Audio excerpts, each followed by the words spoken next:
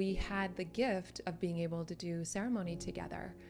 And, you know, I remember we were laying on the couch and I just start feeling the medicine kick in and I start feeling it and you're like, I'm going to purge. And so you walked up and I was like, okay, I'm going with you. Took my hand and we ran. I just took your hand. Faster.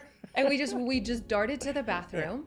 Yeah. And it was such a spirit-led intervention. Wow, I was so surprised. We ended up hours in the bathroom. This little bathroom. Just dropped in, soul to soul, heart to heart connecting. We're trying our best, you know, and bless those parts of us that get stuck or confused. And I was feeling like, shouldn't you and Emilio be together and doing your work? And I thought, no, she's here. She's with me. Okay, I'm going to just accept that. And that was hard. Yeah.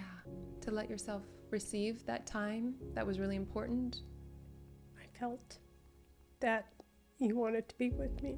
Yeah. And heal that, which is what I wanted to. Yeah. Welcome. I'm Alyssa Nobriga, your host of the Healing and Human Potential podcast. A place for you to discover the multidimensionality of what it means to be human. Over the past 20 years, I've trained thousands of coaches in my methodology, leveraging my experience as a former psychotherapist, and I'm here to share with you all the wisdom and insights that I've learned along the way. Each week, I'll share with you life-changing tools to support you in awakening and manifesting your dream life from the inside out. We'll be exploring the intersection between ancient wisdom and modern everyday life, really diving deep into the art of human potential through the lens of psychology, spirituality, and coaching. Let's let the magic unfold. I understand most mother-daughter relationships are sensitive. You might have lost your mom, not had a present mom, whether that's physically or emotionally, or even despite all your attempts at having a healthy mother-daughter relationship, it just hasn't worked out. And everyone's relationship is going to look different, and I know it's not always easy. And so today I'm bringing my mom on the podcast with the intention of sharing our insights, stories, and lessons that we've learned along the way towards healing our relationship over the years. I didn't think it was possible to actually heal this core relationship, but I found that it is. And so my hope is that by sharing our story, it supports you in yours. And we'll share practical tools and tips and ways you can heal throughout the episode, whether you choose to do it on your own and not see your mom again, or you want to do this work with your mom. This episode is here to support you in your healing if you want that. I am so honored that you are here. Thank you for your willingness to get on the podcast and share about our journey. I just want to first start off by sharing the context of how much I love you and how much I felt wanted and supported as a child. I know we're going to, in this podcast, highlight some of the challenges of the mother-daughter wound, but I think it's important because to context that I had a really privileged and beautiful upbringing. And I know that you devoted your life to being a good mom, and taking parenting courses 40 years ago was super innovative and not a lot of people were doing that. And you wanted to offer us something better than you had. And we got that, my brothers and I, and I'm so grateful for that. And so I want to just start off by thanking you for devoting your life to us and for being a present mom and for caring and for doing your work. Thanks, honey. Yeah. I'm happy to be here. Yeah. I love you. Yeah, me too. And I know that some of what we're going to talk about is more of our challenges. So I think it's important to context that. Right. And as a therapist, people would say that if we had a client that was like, I had a great childhood, no challenges, my parents are perfect, that's actually a red flag. That's not true. We want to be able to hold the gifts and the challenges both and learn from all of it. Yeah. And so I have notes here because there's so much I want to share. I know that people had questions on Instagram. There's some research and takeaways I want to get to. So I know that we'll mainly talk about our evolution of the challenges that we've had. So let's do that. So contexting how grateful I am and how great it was. And also this podcast is for people at different types of dynamics with their mom. Sure. And so that's really important because the work is really with us and not with someone else. So in terms of our evolution and our relationship, I would tell people that you are like Mrs. Cleaver from the TV show Leave It to Beaver. You had this like good girl syndrome. I want to be good. And that was really coming from a lot of your parenting and what you got when you were raised of like being the good girl. and wanting that for me, wanting me to be the good girl. That's how I felt. I'll share my experience, how I felt. Okay. Yeah. And so what that caused for me was wanting a more authentic and deeper connection with you, but not knowing how to get that. I think we both crave that. Is that right? Yes, that's right. And I would say that the two, so great mom, and like you would walk into a room, you'd be like, hi, and I'm already frustrated and angry. I'm like, yeah. And then I felt guilty because you devoted your life to me and you were like so amazing. And I didn't have the context or the words to explain what my frustration was as a kid. Yeah. And later I could see that two of the bigger challenges for me was more the authoritarian parenting style that I think you were raised with. And, I know you had it even more strict than I did and wanted to evolve that.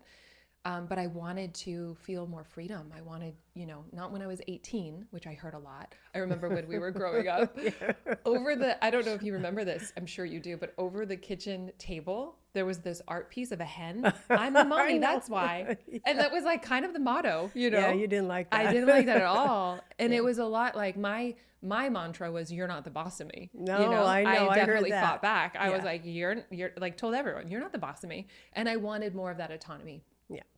Okay, sure. But the thing that we'll talk about more on this podcast is the over responsibility and how that played out throughout and how that's evolved in our evolution, our relationship, and how that can cause a lot of health benefits and side effects and things with current research, which we'll talk about. But the over responsibility, what that meant for me was that I would often go to the parent, the adult understanding or the intellectual understanding, rather than the point of view of the child. So I would intellectualize, I'd be like, oh, I understand. But then I would abandon what my truth was as a kid to caretake. I really self-appointed being the glue in the family, being the one that like wanted to make everyone happy and wanting to like help everyone. I mean, I became a therapist. I think that was some of it, was like wanting to understand marriage and wanting to like help people, which has a good intention, but not when it's abandoning my own needs or my authentic experience. Yeah, and I didn't feel any of that. Yeah. I didn't feel that you were taking that on. I know. I didn't think I knew it until later.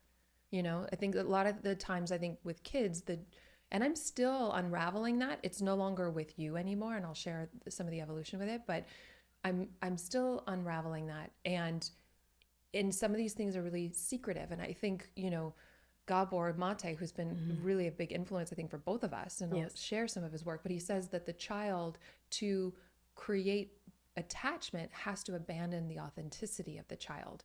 So if in the family system, sometimes it's people aren't as conscious, like, for example, maybe in somebody's family system, you can't be angry, or it's not okay to cry, or whatever the family dynamics are. We don't know that until later in life to be like, not everyone does it that way.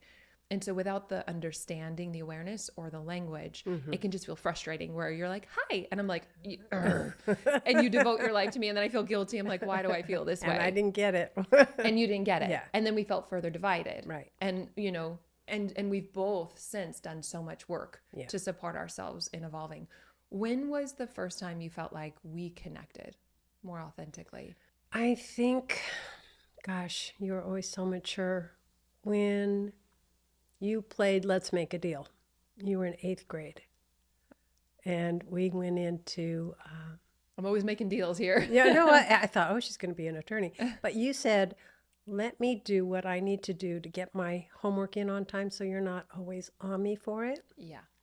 And if I can prove that to you, then will you stop nagging me about it? And I thought, do I want to do this? Do I want to let go of this? And I thought, okay, we'll do it. So 8th grade report card came around, and I saw your report card, and I just kind of quietly went into a corner and started crying because you did it. Yeah. And I really want to honor you because the way you parented your oldest son, he needed something different, and I needed something different. And for you to be willing to hear that, I think is such a gift. And to negotiate, well, here's your end goal. Here's my end goal. Yeah. That was pretty clever. I thought, I can do this more because you understood and you're more mature and you can take more on. And I was able to let go. Yeah. And it felt easier on me. I thought, oh, thank God. Now I Yeah. don't have to be on top of, Great. do your homework. Win, Yeah, well, win. we both won. Yeah. Yeah. What about challenges raising me as a daughter? What were some of the challenges for you? You weren't me. I wasn't you. I wanted somebody that Complied, did behaved. such a good girl. Yeah, I wasn't familiar with any kind of rebellion or pushback or Because you didn't do that as a kid, you mean? never. Yeah. No, I didn't want to disappoint my parents. I was the oldest. I was, setting an example. So I was supposed to be, according to my parents. And it was, yeah, you were a challenge at times. Overall, I knew from early on that you were a good kid, obviously, but I didn't like I'm taking off. I'm going to be here, and then you don't come home for hours, Yeah. and you weren't home a lot. And I thought, oh wow, that was hard to be around. Yeah. And I felt like the first time we authentically connected was when we had our first therapy session. Ah. And, bless you, because I really went for it. Yes, you did. In that therapy session, I was like, here's everything you would never want to, that I haven't told you about me, Yeah. that I've had sex, that I did drugs, that I did blah, blah, all the things that I knew you wouldn't approve of. Yeah. And I was like, and I'm a good kid. Yeah. And let's start here. And Yep. bless you for just being open to hear it. And it was a big session, but I felt the safety of that container to just put it all out there. Yeah. And I think that I felt most connected to you for the first time because I was being authentic, because I was able to share all of me, the things that I didn't think you would think were good. And I was a really good kid. I did grow up fast. I had 2 older brothers. Right. I meet challenges, but I really was mature. I really was. I did know I had a really strong ballast and level of maturity. So I wanted to have that authentic experience. I get it. I never asked you, what was that therapy session like for you? Having your, daughter say, here's everything. There was some stuff I wasn't wanting to share with your dad on that one. Thought, wow, how much do I? For me, though, it was a shock. I lived through it. I mean, I was okay understanding you and knowing pretty much what you were feeling. I appreciated having the safety to know that whatever was shared there was either confidential and it would be okay. Like I felt like that was almost like safe zone, like in some ways, like we could go back to life and I wouldn't be punished for it. Another thing I just want to mention, which I thought was really brilliant and really wise in the parenting, 2 things I'll mention actually, just in case it helps people that are like, I want to raise my kids. Well, 2 things that you guys did was, if any of us had a friend that was driving drunk, you would say, you don't need to tell me anything. Right. You can call at any time in the morning and I will pick you up and I won't ask questions, so that we were safe. Yep. I loved that. I always knew I could do that. I think I probably used it. I think so too. And then the other thing and was, I appreciated that. Yeah.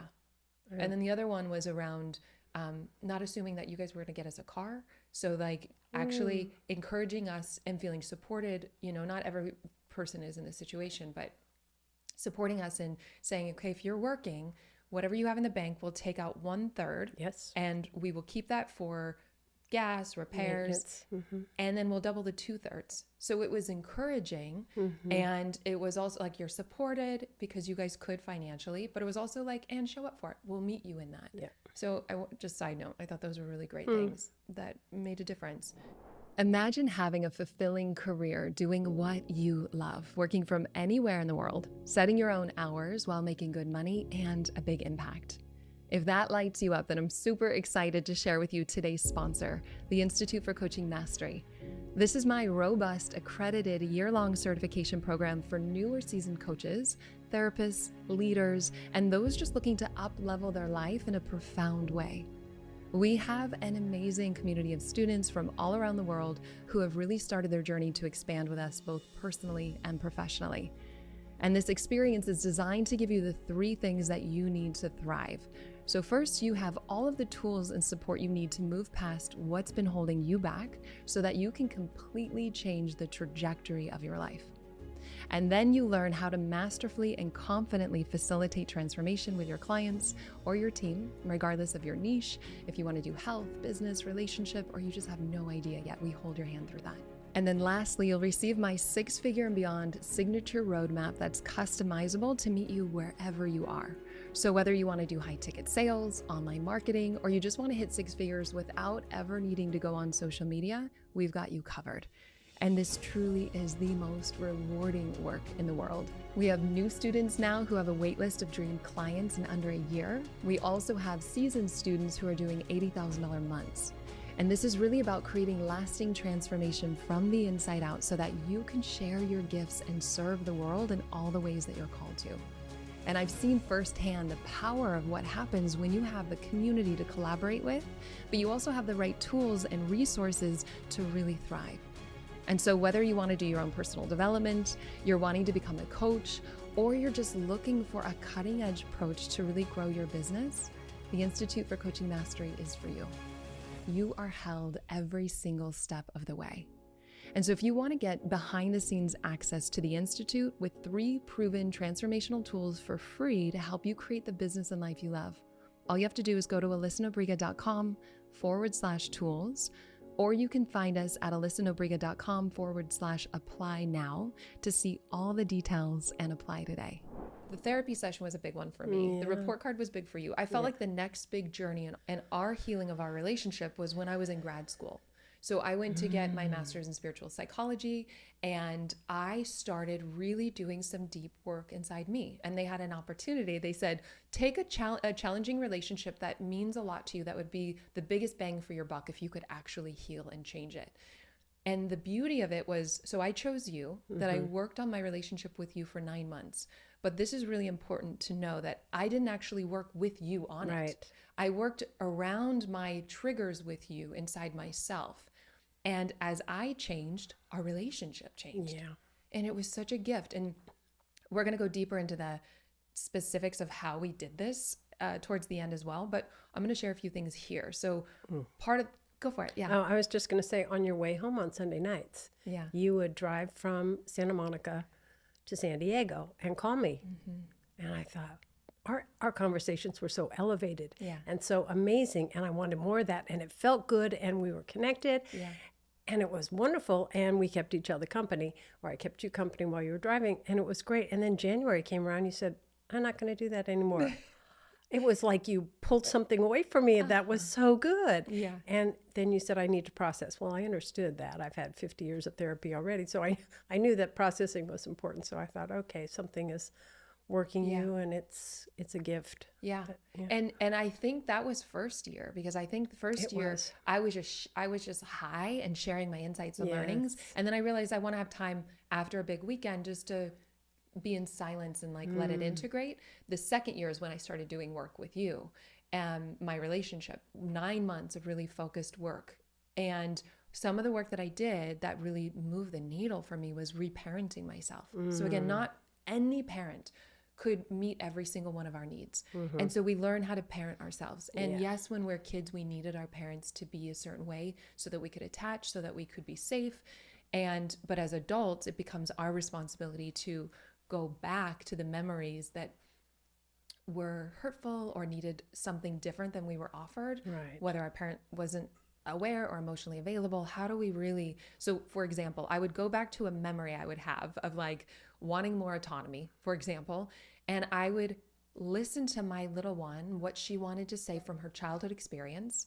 And then I would speak from your higher self, your heart, your more evolved, or just from an adult part of me to say, okay, sweetheart, I hear that that's really frustrating. Tell me more. And then I would let her express. And then I would parent her and I would tell her, you didn't do anything wrong. This wasn't about you. And then I would help her let go or tell her exactly what she needed from you at that exact memory. So literally anchoring in the memory, letting that come up and out, and then meeting it with love. That was really healing. And doing the forgiveness work, which is really powerful. So it's really important for people to get that you have to let your honest feelings come up and then do the forgiveness work. But the forgiveness work was really helpful. And this is from the University of Santa Monica. I forgive myself for buying into the misunderstanding. And the truth is, I forgive myself for buying into the misunderstanding that I should have been any different than the way that I was. The truth is, I was doing my best. The truth is, I'm learning, and that's totally okay. And I don't need to judge myself to be different. that actually doesn't help. And I'm learning that now. Yeah. And I can be compassionate. So reparenting, the forgiveness, and then projection work was really big. And so everything that I saw in you, so for example, with projection work, you get really still. I still like going back to the moment of impact. So going back in your mind to look at what was the memory that came up. So even if it's, say, getting triggered in your life now, you can say, is this new or familiar? And oftentimes it's familiar. When you tune into your body, it's like, see if there's any images that go with that. See if there's a younger memory. And if it's there, great. And if it's not, follow still what the energy is in the moment and do the work from that moment in your mind. And then it starts to unravel all these other things in our life now. So that's what I did. I will say I'll anchor on those three things because I think those are easy to highlight. But again, I did the work within me, not you. Right. And as I did that, our relationship evolved. What I didn't think that would happen was that this beautiful man that I was with, thinking I was going to get married to in San Diego, was going to get I was in 2 master's degrees. I was definitely an overachiever. And I was like, I'm going to be a therapist. We're going to get married. And he hadn't proposed or anything, but he was saving up for a ring. And it was no longer a fit to be with him. Right. And because you healed it. And I didn't understand at the time. I was like, why don't I want to be with this man anymore? He's lovely. There's nothing wrong. This doesn't make sense. And yet I realized because I healed it with you, within myself, around you directly, I didn't need to play it out with him anymore. And and I can hear people being like, so if I do this work, am I not going to be with my partner? Maybe. Yeah. And your partner can also grow and evolve with you, or you just don't play out the same patterns with your partner. And then it's less about healing and it's more about celebration of love and creativity and service. So I think it's important to do like the first stage healing work. And you didn't need me to be there to do that. It was just within yourself. That's right. I didn't need you to do the work. Can change the whole dance. That's right. That's right. And so then I stopped calling you. And it sounds like you were like, I want what she's having. Yes, that's And so true. then you signed up for the program. It's a beautiful program. And so tell us, what was some of the healing work that shifted for you when you were in that program, or for us around the mother-daughter wound kind of healing? What was some of the stuff that came up for you that supported your healing? Anything that I got triggered by, I needed to heal it within myself. So it wouldn't trigger me because I know that was a healing and we can move forward with that. From that program, I gained confidence. I started becoming a healthy 9 in the Enneagram and showing up for myself. Yes, the peacemaker. And where I was different levels, I started out on healthy 9 and learned how to be a better, more fulfilling, step forward and speak your truth, sovereign, powerful, insightful woman that changed who I am, and I saw myself doing this work and I liked it. And I think we connected because I showed up more powerfully for myself. I never heard you say that. That's right. I saw you blossom in yourself. You weren't the only one. Yeah. I saw you really, and I saw other people witness you. And the energy was so different around me. I was attracting a lot of people that I didn't know why. And someone said, it's your energy. And I thought, oh, that's interesting. Yeah. And people call you Mama Judy, you know, like you have this like archetypical mother energy, but I saw you step into yourself more fully and gain that confidence and let go of some of the stuff from the past. Yeah, healing the past it's a generational thing that comes down, and until you can heal it, then it won't be triggering you anymore. Yeah. I know from my experience, I felt like we got to connect a little bit more because I felt like we met more because you were doing the work with Dad and healing what was in you around that relationship. And as you did that, I felt like you got to see me more versus seeing how the similarities of how I am with like my dad. Oh. And so I felt like, we even got closer, but I didn't need you to be that way. It was a cherry on top bonus, but I didn't need it by that point, which was nice. We still had some more healing work to do. It was still more psychological. I think school is in session every day as one of our teachers there said. Yeah. And it's true. And everyday life triggers get to be what the breadcrumbs towards our awakening, towards our healing. Mm-hmm. What, I know you mentioned something about when you were 43 or 46 or something. One of my therapists asked me, what is it that you want? And I had not heard that being referred back to me. It was a pivotal moment for me. How old were you? 48. Wow. And I thought, I've been asking that of everyone else. Yeah. It didn't turn around to myself. I didn't even consider that question, and it shocked me so much. But I knew exactly what I wanted. I started listing, light as a feather. I want sovereignty. I just had all this energy behind what it was. It was like explosion, Yeah. and it felt good Yeah. to see that, to know that I deserve that. Yeah. Yeah, it's interesting that it's so conditioned for women to In be the the 50s caretakers. especially. Yeah. Yeah. To be the caretakers, to abandon your own needs. And I think that's some of maybe, as we're talking, some of the over responsibility that filtered down through the lineage of, and it's definitely changed now, and it keeps evolving. But I definitely am like, oh, I have to still check in. What's my truth rather than caretaking or abandoning my needs? I was tuning in even just before here in the kitchen with Emilio, thinking, what is over responsibility? It feels like when I take care of others without taking care of myself. Oh. That's what feels like for me around over responsibility, because I like caretaking, but if I'm abandoning myself, if I'm not in the equation, it's not sustainable. That's more of this like conditioning through our society that we've learned what women should be, like the nurturers, and it's just not, it's not healthy. No. And it can cause a lot of physical effects, and we'll talk about that as well. Dr. Mate mentions about when you can't say no, your body will do it for you. And I thought, that's powerful. Yeah. And I think he said something like 80% of women have autoimmune disease. It's not just, there's reasons for that. So I acknowledge you for doing the work, and I'm a perennial student. I love working, and I'm finding new teachers and ways of being. It's fabulous. And I think your openness is what helps give you the freedom and the aliveness. And for sure does for me too. I'm curious, was knowing about your family lineage helpful for you in your healing journey with your mom? Was knowing the context of how she was raised? Yes. Yeah. It was powerful, because seeing the generational patterns that came through, I understood and forgave what I wasn't getting, the nurturing that I wanted. And I understood, how she learned, and didn't think that she needed healing. She didn't seek it. But I did ask her the same thing you asked me. I want a better, I want a different, deeper, more connected relationship with you. And she said, what do you mean? We're fine. I thought, okay, she couldn't go there. Yeah. And I understood it after seeing more family members take on a certain pattern that I had healed. It was not elevated. It was brought into the spotlight even more. Yeah.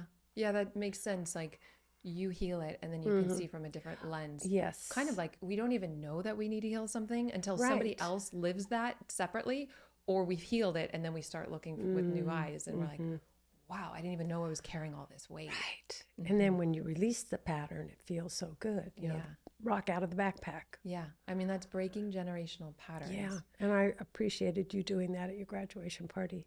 What graduation party? You're from USM. You knelt down at Auntie's feet. You don't remember this sometimes. And you said, it stops with me. The pattern stops with me. And I thought that was pivotal. It was really powerful to hear that you were aware of that, and that you just let her know that. Yeah. And I thought, okay, yeah, this is good. Yeah. And I think part of in my healing, I really, I again, with this over responsibility, I would go to, like, I understand my parents' trauma and the context that they were born in. Yeah. So I didn't let my younger one still have an upset. I was like, I had a great childhood. I couldn't be mad. I became a therapist. So I also heard really challenging upbringings, and we have our own share of things, but I didn't it was almost like an unconscious loyalty to you and Dad not to share when I was hurt or when I didn't feel like my needs were met, and I know this is common because I've seen it in the the healing spaces. So I just want to name this. When it's in it, I think it's important to be real, to express the pain of the childhood experience or the blame or whatever in a healthy and safe environment. Yeah. I'm not about Instagram just blaming parents online. I Yeah. think there's a place for your younger one to have the upset, to be Yeah. real, to heal, to really let it come up and out in a safe, conscious container. Yes, it can be in the relationship. Yes, it can be with a trained coach, a facilitator, a therapist, but to let that stuff come out and up so you get to an authentic compassion so that you can move on is really important. And I even, a few years ago, I didn't realize I was doing that. I was like, I had a grade and I understood the trauma of you and dad. And then it was like, but there was still a part that needed to get angry to actually move through and heal. And so I just want to highlight that because I hadn't seen it before. And actually, when I let the anger come up and out or let the hurt, the authentic childhood experience in a safe place, I got lighter. Yeah. I was like, I felt more connected to you and dad, and I felt more just like I could breathe deeper, a lot freer. And so, I think there's a place for being angry, but we don't want to live there. And sometimes I think people can get stuck there. I think it was a little bit more popular in the 80s. I can see it still sometimes on Instagram where people are getting really stuck on blame. And again, it's okay if a part of us blames, and there's a place for that, but not to live there, to let it just be an emotion that moves through. Because if our parents are the problem, then we won't get free. If I need you to be different for me to be happy, I can't control you. Right. And or therefore anyone else. Right. Or anyone else. And then therefore that holds back my healing, and it doesn't need to be that way. And it doesn't mean we want to jump to forgiveness either. Right. Yeah. We got to actually be honest with what our experience was. And I remember there was a moment where a friend of mine was on the couch with us in my last house, and she was facilitating a conversation between you and I. And I kept going to, oh, but I get it. And, that's okay. Like I went to caretaking of you. And she was like, no, Alyssa, what's your authentic childhood experience? And I didn't really understand the wisdom of that until more the last few years. That was a really wise facilitation move. And I want to just speak that in case people have overrode their authentic childhood experience, or if somebody's just living in the authentic childhood experience and not moving on to the more evolved or integrated adult. There's no shame or anything wrong, but I just to kind of name some cul-de-sacs people can get stuck into so that they can keep moving through and healing. What would you suggest a parent would do for a child who's hurt or angry for having that safe container? What would how would that look? I think it depends on the age stage, but I think giving them the space to feel safe, to allow the feelings to come up and out. So whether that's with the parent, when they're younger, I think teaching them tools about you want to hit a pillow? Well, that's what I thought I did. Yeah. With the boys anyway. And I'm thinking, did I ever ask you about that? But I don't remember hitting a pillow. I did later. Or and running actually around the helpful, block or something. especially for the good girl syndrome of like, pull it together, it's in society, whether like it's through a family system, it's in society. Yeah. And so really giving expression to what's there and true. Again, anger is a feeling, violence is a behavior. Yeah. So anger is healthy. Anger is allowed. Right. We actually want to express it. Otherwise, it can create dis-ease based on current research, Gabor. So, or holding it back. Yeah. Or not just being honest with ourselves, or not ever asking, like you said, what do I want? Right. I know somebody asked me on my team, she's like creating my structure. She's like, what do you want? I really sat there. I was like, oh, what do I want? Nice. I've really, the old pattern of over-responsibility had come up to like bending over backwards in business. So I just want people to see and make the connections that these things, these younger patternings and these conditionings can play out in relationship and work and all of life. And the more we see them, then we see we have choice to do it differently. And as we heal it at the root within us, it starts to heal everywhere else. Like that's the beautiful part. Yep, I like that too. It's like, what? I got to heal it with my mom, and then it heals everywhere else. It's valuable. It's worth your time and energy to really do that deeper work. So that was our phases of going to a master's program in spiritual psychology. And then I would say our next big healing journey, our next phase was when we did medicine work. And so my experience is up until that point, we'd done a lot of psychological work.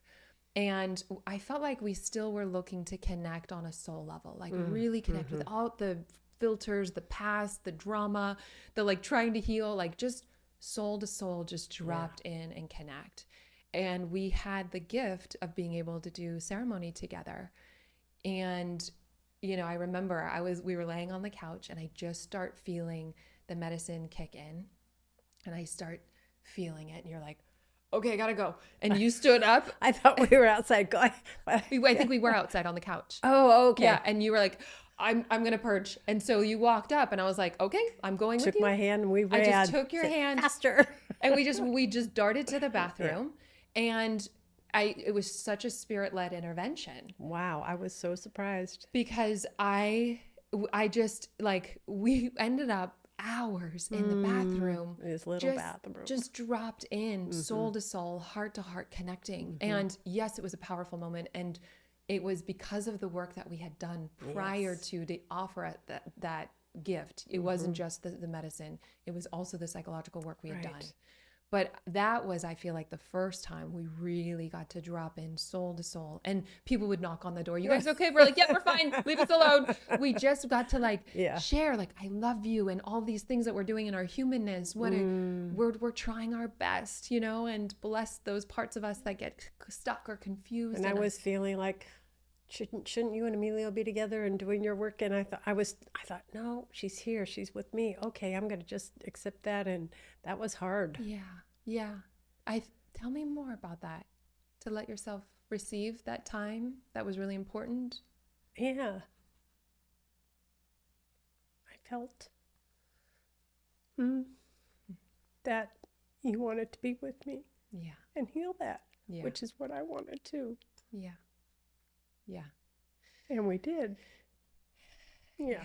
That was a huge chunk. That was like the next layer. It wasn't the last layer, but it was huge. It was like the first time we were like soul to soul. Like, wow, I love you. And we could have words to be like, we've been trying to do this for years. And here we are. Finally, and yeah. And there was compassion for our humanity, for all the different like drama or parts and all the like projections and filters of past and future that would not have us actually connect. We had space to see that and actually be like, no, I do care about you and you are important to me and I want to have this. And sometimes it's not always as easy as we want it to be. And that was such a big moment, hours on the bathroom floor. That was a beautiful evening. It was a beautiful moment. And it was it was like chipping away at this iceberg. Yeah.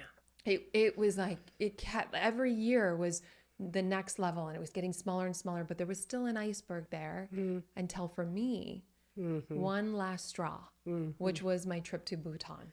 Yeah. So I go to Bhutan for the Gross National Happiness Conference. I had a friend that was speaking there about happiness being, happiness being our true nature, not happy. It's a contentment, a joy that is our true nature. And it's not based on a circumstance and it doesn't come and go. It is the ground of being, our well-being. And we went, you know, there was 4 couples, all of us were healers. And Daniel was speaking, he comes from Yale and does a lot of work with emotional intelligence. He's really articulate. And he was sharing about, and I just want to plug this as a side comment because people think happiness is circumstantial. And what we were speaking of is this ground of being, this contentment that doesn't come and go. Thoughts come and go, feelings come and go, behaviors come and go. This ground of being, and I know you know this because you've been tapped into this, is always here. Yeah. And when we can do some of the psychological work, we reveal what is innately our true nature. And so that was such a beautiful trip for me because everyone on that trip organically would have something spontaneously come up to be healed, and we would all hold space as a group. And so my time comes where I could feel something comes up inside me to be presenced, and I let the group know. I was like, can you guys hold? And they were like, we've got you. And I'm like, so picture this. We've got 7 people on a bed, 1 person that's standing away from the bed. And I'm like, get the box of tissues. Like I'm about to go into the ugly cry. Yeah. I knew that with the group's holding up me, I could actually access and presence a deep sadness that I hadn't been able to. And it was the right timing, the right everything. And you got to act on those situations when they come, follow it. Looking back, I didn't even realize my friend that was facilitating it, Timothy, I forgot that I hired him to work with you because I started working with you and I was like, okay, this feels like over-responsible and not good boundaries. Timothy's a great facilitator, but I didn't realize that he had already been working with you. So he knew your patterning. Bless him for honoring confidentiality and being a good professional because I didn't know it in that moment. So he had already worked with you. And he said, you feel complete with what I was there for. And he said, anything else? I said, I'd like to see what you have to say about this relationship was with us. Yeah. And so I shared, and he was my confidant, my counselor in healing our relationship. Beautiful. So he had the background knowledge of what I was hoping to heal. And so he was able to facilitate you. And you didn't I had know no that. idea. So he ends up facilitating. And so we're on this bed and it's kind of like this family constellation type, where it's very intuitive, where you kind of, everybody represented a different person in our family and they just felt into the energy and they did what felt right. They don't know anything about my brothers or mom and dad. They don't know anything. They just follow organically. And Timothy was just guiding us. And I went deep and I was able to presence this sorrow that was inside of me. I think from abandoning myself or playing into this idea that I needed to caretake for others, including you. Yeah. Because I didn't see your strength when I was growing up. You clearly had it and I didn't see it. And so then I thought I needed to caretake and abandon parts of myself. And I went there and I really presenced this energy. And I remember I was so excited that it cleared. And I'm in Bhutan. I felt it was the last straw. It had lifted out of me. And I get on the phone with you and I was like, Mom, I healed us. It's done. And you're like, I'm so happy, honey. I have cancer. Yeah, right. And I was like, this was life testing me. I knew that was the moment. Was I really able to be there for you without obligation, but from a clean place of I want to be there for you. I want to see you through breast cancer and love you through that. And that for me felt like the moment to be able to not just know it and feel it, but test in life, in reality. Could I really show up in a new way? And we had a really beautiful experience. For me, being the first time that I could actually hold space for you and be with you without having to, without the obligation or the over responsibility. And it was a new reference point, a new way of being. And I felt that. I felt clear. I felt we were both clear. You were very clear. And there was no old pattern in the way. And it felt really good. Yeah. And I appreciated you coming up and caretaking me. Yeah. And it was the first time I got to do it from a totally different place. And that was such a gift to me. And sometimes it was a very quick, I healed it. And then it was like, I found out I had cancer. I was like, wow. It was both of us. It was very healing for both of us. Yeah. But I think sometimes it's good to know that it's not really, you could say life testing, but it was like helping integrate or comb out any last debris. But it was so deep, that healing for me, that I didn't have anything. Yeah. And, literally we went from, you'd be like, hi, and I'm triggered and then feeling guilty because you've been an incredible mom. Yeah. And I'm like, why am I feeling this way? To then hiring you, having this healing, hiring you, and us being on Zoom. I couldn't even spend like a day or 3 days without being triggered. Yeah. And then fast forward, hiring you, and we'd spend hours on Zoom and laughing. Yep. And I was like, who is this? What is this relationship? Like, Yeah, it was so nourishing and light. And like, I could see you without all of the filters of the past, because all of my little one, like I felt she got what she needed. And so I didn't have to then think that it was only in you, it was in me too. And then we got, and I'm still unraveling some of the over responsibility, but it's subtle. Again, it's at work. It's not really with you. I have to be mindful of it. But the moment we can see it, usually the hardest thing is not being able to see it. So the moment we can see it, then we see we have other choices. What would you say was a defining moment for you in our healing? Because for me, it was Bhutan. Definitely Bhutan. Yeah. I felt really clear. And probably more like the journey of healing breast cancer. well, because Bhutan, I had that healing, I had that phone call. Yeah. But where I would imagine you would have experienced me and the shift that happened inside me was when I came up to take care of you and to be with you through healing cancer. Well, then I could not feel any filters or angst, or you were there for me, and I felt you being very present and helping me through that. Interesting. And I'm just realizing it. You might have been done before I was. Yeah. Yeah, and it sounded It like felt Timothy good. kind of confirmed that. Was that right? No, Bhutan was definitely. Yeah. Interesting. We're clear. We're Yeah. good. We made it. We made it. We did it. Yeah. What were some of the pivotal things that you did to heal and to get clear around our relationship, kind of looking back? Going to USM for sure. Yeah, trying to understand what you were going through from a compassionate place and knowing that we both wanted to get there. I'm not sure about, I've done a lot of counseling, so. Yeah, and some of the counseling, just to speak to, because we both went to a similar type of, we went to the same school.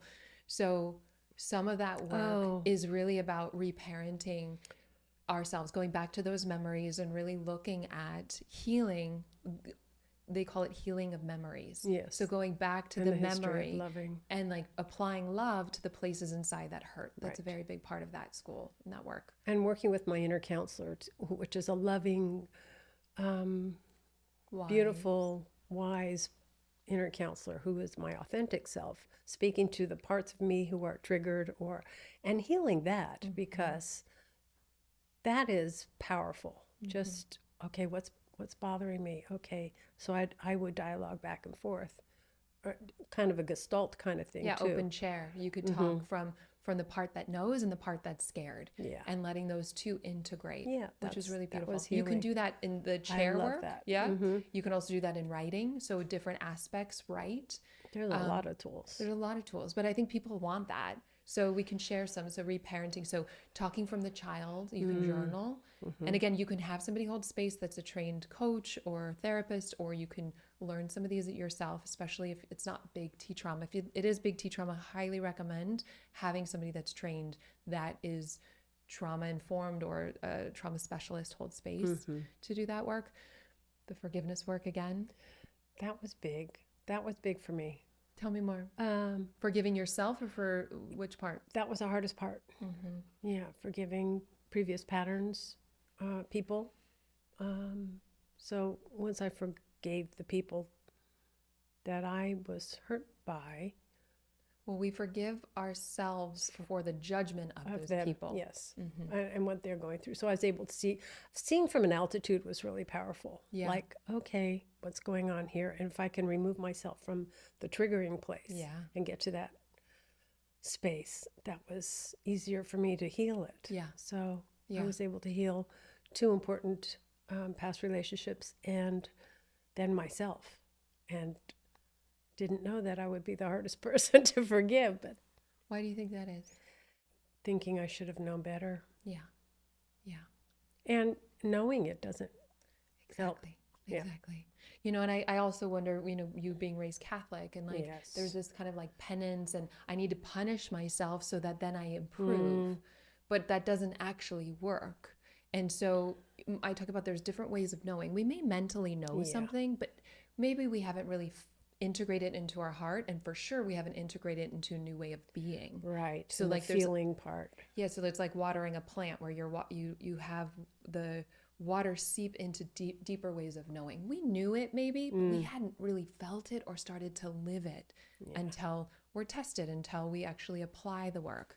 Yeah. So, I think that when we're not able to forgive ourselves, I think it's because we want to punish, because we were taught that through either a religious upbringing or a family system or an unconscious misunderstanding that punishment actually heals.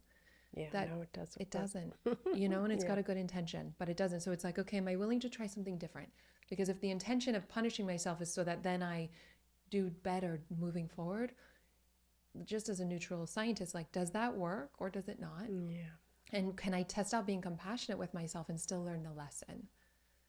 And I really love that we both did a lot of forgiveness work. I think that was really helpful. So reparenting, forgiveness work. I'm a big fan of Byron Katie's projection work. I think it's the best projection tool on the mindset work and the best tool for projections. I'm going to have her on the podcast very soon. Yay. And so just just doing the work to see anything that I'm blaming out there points back to myself. Sure. And how do I really, instead of like, because I could say mom, and that can come with 40 years of who I've known you to be. But if I keep seeing you from the past, I'm not actually meeting the evolved woman you are now. Right.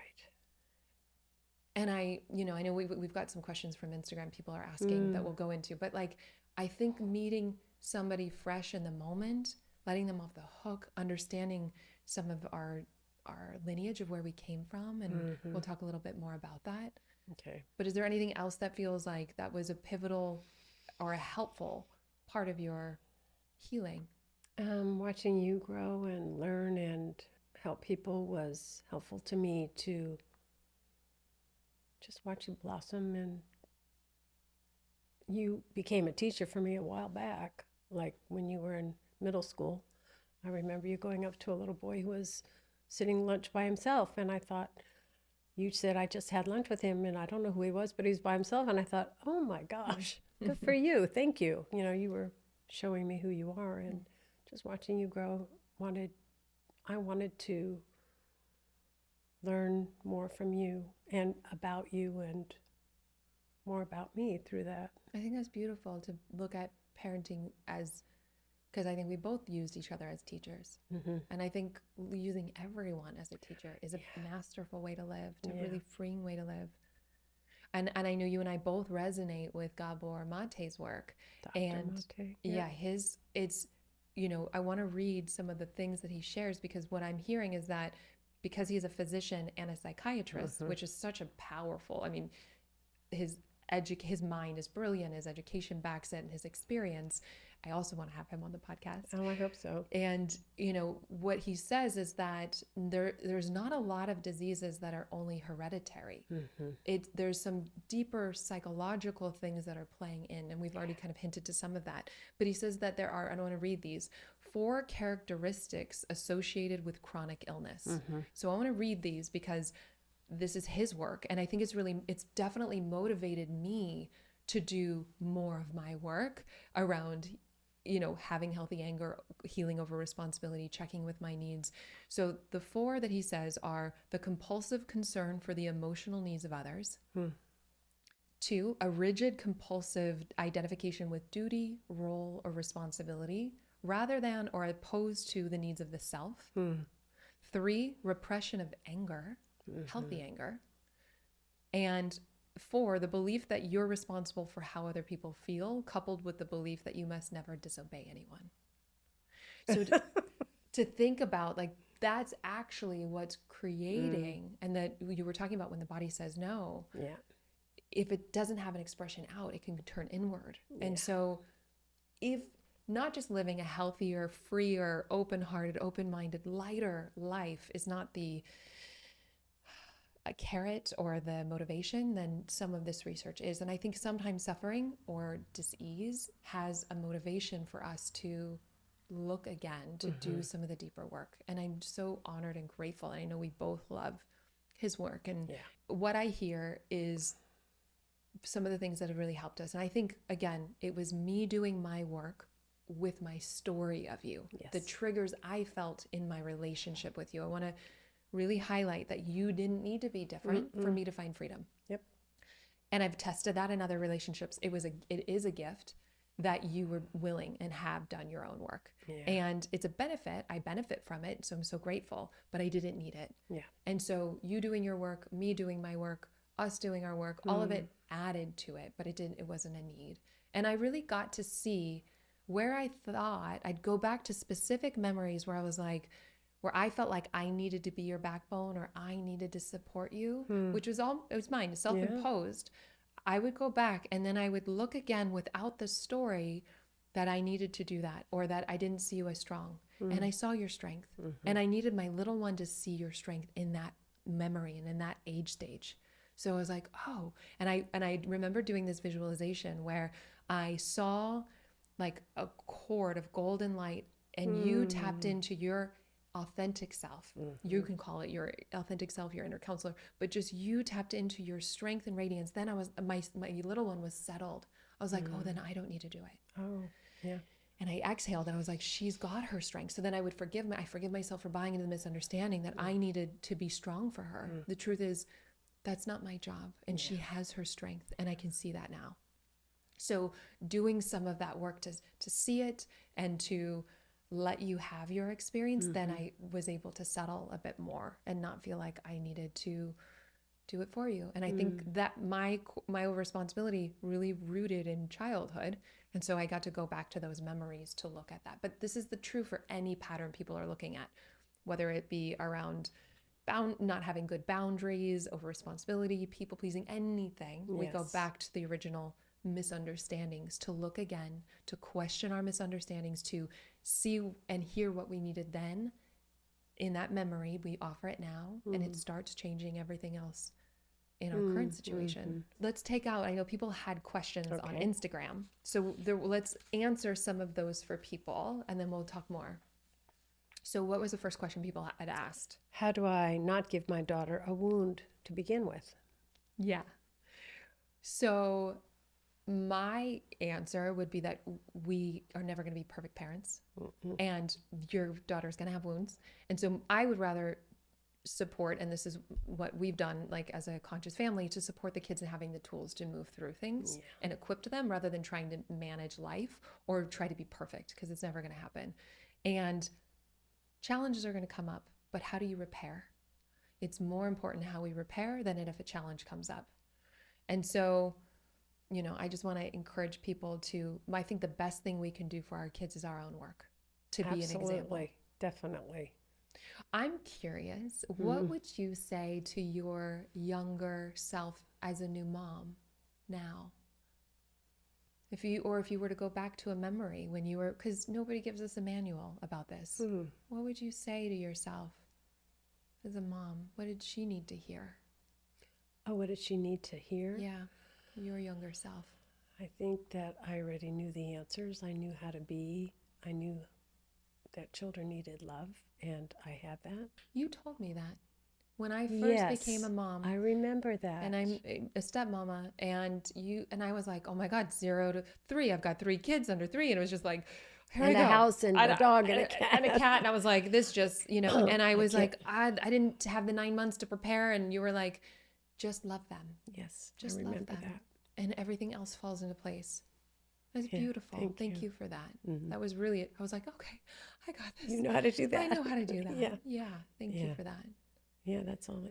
And now, you know, hearing they need to be loved and accepted and listened to. And I mean, there's so much more, but loving is everything. Yeah.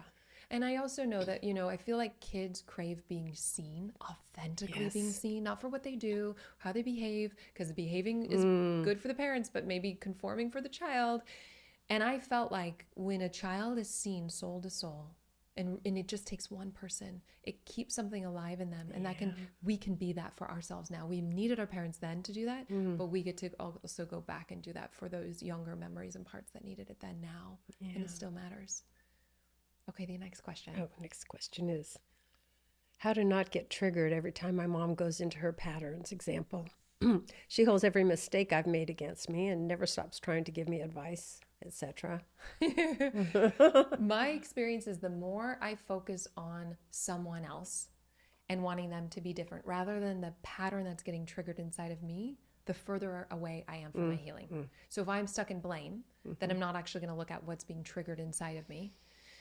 And how do I actually heal that at the root? And so I find projection work to be really powerful around that. Good. Yeah. How to overcome my resentment or being defensive around my mom. So I will say, I'm always talking trauma informed. So if there's big T trauma, again, get a specialist, have somebody hold that space for you. But do the work. I promise you, it's so good. Powerful, and what that, you know, it's not time that heals, it's love. And so having the space that's safe to authentically express the resentment, because resentment's anger, let it come up and out, and then bring love, bring forgiveness. That's the alchemy that transforms it. But you can't jump to forgiveness without authentically expressing the hurt. Otherwise, it's a bypass and it's not on a solid foundation. And so having that safe space to do that work and then the forgiveness, you change and the relationship changes. Your mom can still be the same. It's not about changing her, but your relationship with her will be different. And you might, you might even say, yeah, I would work with like offering myself the space to also have my humanity and let myself know that it's okay. I talk about toilet temples. Like at any moment you need pause, you just go to the bathroom and you resource yourself. That's your toilet temple. Like just take a moment. You can always use that excuse to be like, okay. And I promise, like, do the more of the work and then it does get lighter. It does get easier. Really Sometimes does. it's like, and don't do it with an agenda because it'll seem like it's taking forever, but just notice the progress. And sometimes when we don't think it's happening, it still is. It's just underneath the surface. And then there's a moment that it clears. Yeah. Okay. What would you say about that?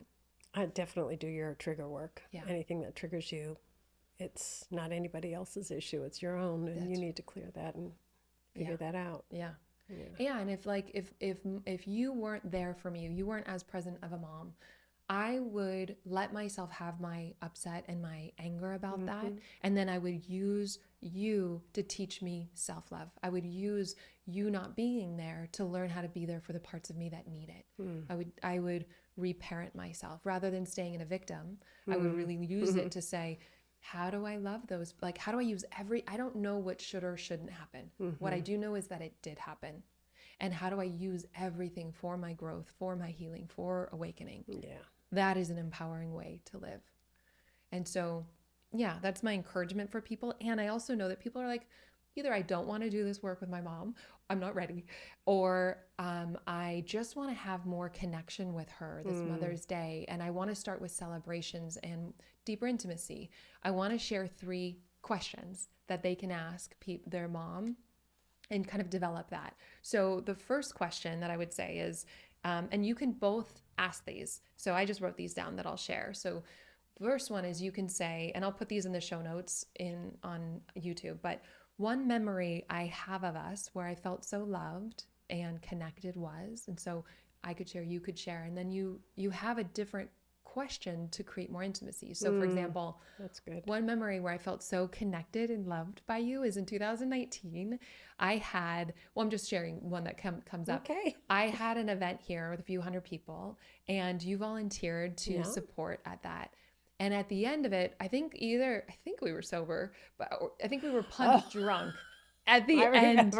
And I said something on an Instagram story and you corrected me because I usually say the thing wrong. I make up words, my Alyssa isms. Like I'll make up a word if I don't know what it is. And I said something wrong and you corrected me and we were just laughing. No, it was in a safe environment. You often correct me. I need you to correct me. But we were just laughing. I almost peed my pants laughing so hard. I still have that video. Yeah. And it was, again, this new context of like who we are now and how much lightness there is Light here. and laughter and fun. And I love that.